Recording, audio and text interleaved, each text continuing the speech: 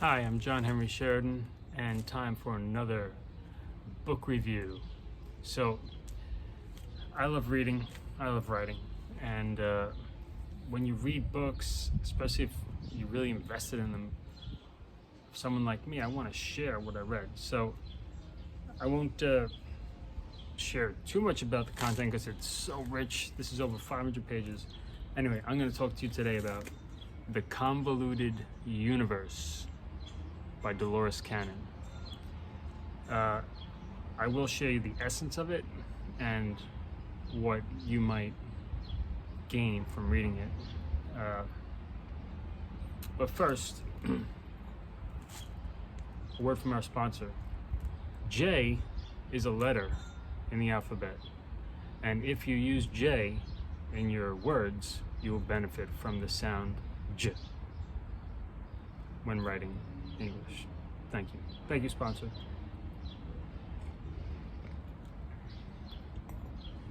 Black tea mixed with a little bit of mixed with vanilla decaf. So it was nice.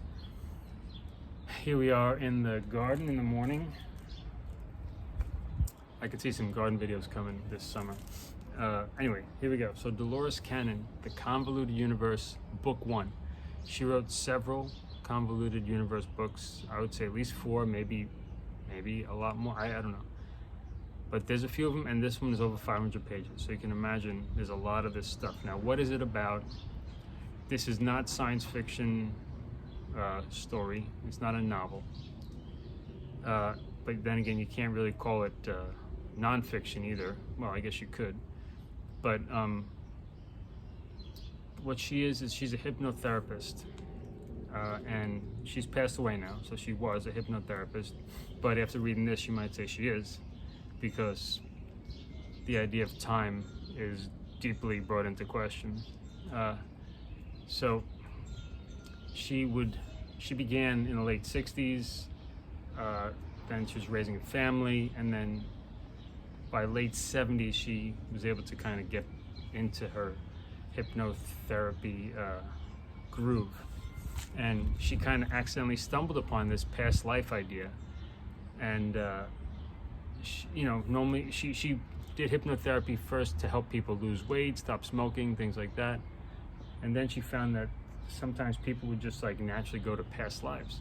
So she started experimenting with that, exploring that. So there's several people in this book who discuss a past life, who discuss the space in between lifetimes, as well as the God source itself, as well as the great central sun, you might call it. So this explores. I'll read some of the back because it sums up nicely. These are some things that stirred up in your mind as you read it.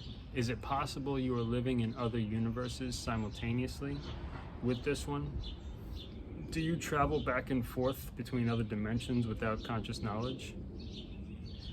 As someone who keeps dream journal for years, yeah, I definitely think so. Could it be possible that you are only a splinter or fragment of a much larger soul? Are parallel universes existing side by side with this one? Are you living all your past and future lives at the same time?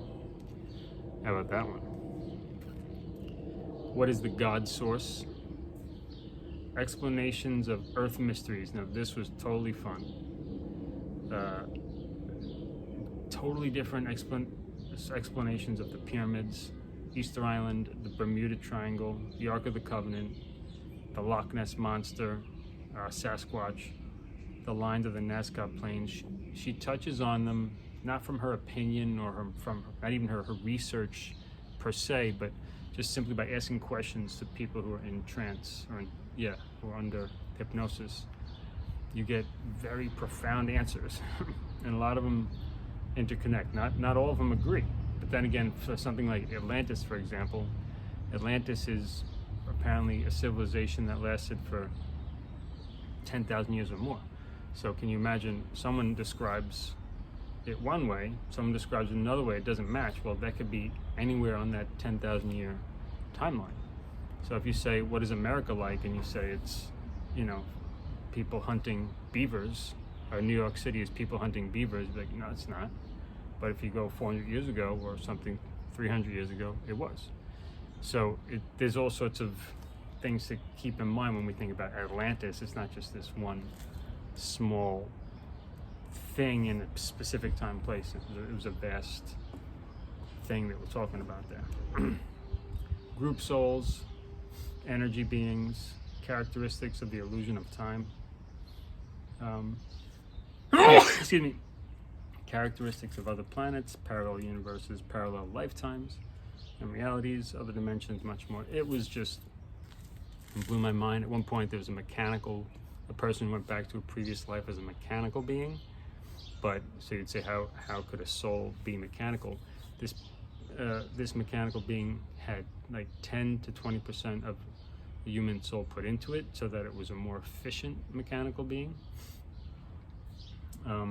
which is kind of torture for this mechanical being to have a soul, because he was treated like a slave essentially. Anyway, so many interesting things. It's a long book. It's not something you need to read from cover to cover, but that's how I chose to read it. You could just pick, the different topics in here. Dolores Canon, you could also find her videos. As I said, she passed away, but there's a large store of videos that storehouse or collection repository of her videos on YouTube you can find, and on her website there's many of her books you can purchase. So anyway, that's all for today. I highly recommend it, but only if you're in that sort of thing. If you want your mind expanded to whole different dimensions, I'd say give it a shot.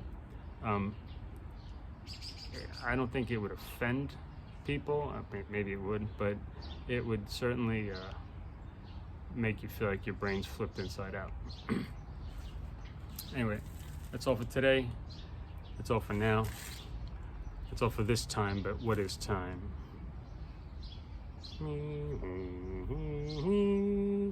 Later.